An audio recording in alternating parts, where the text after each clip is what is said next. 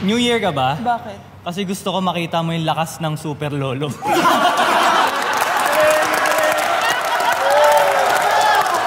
Hindi lang ako sa ulo panot.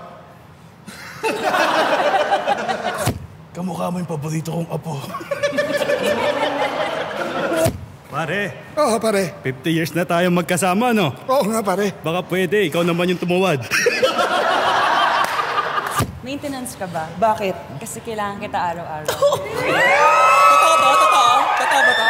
Pustiso ka ba? Bakit? Pero... Nakatikim ka na ba ng menopause? Mahilig ka ba sa saging? Bakit? Di na kasi tumitigas ko.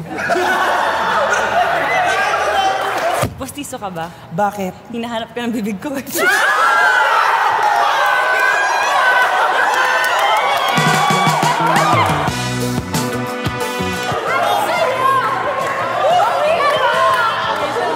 Epicacent oil ka ba? Bakit? Kasi kailangan ka ng katawan ko. Tama ba yung bilang ko? Nag-69 na ba tayo? 68 pa lang tayo, okay.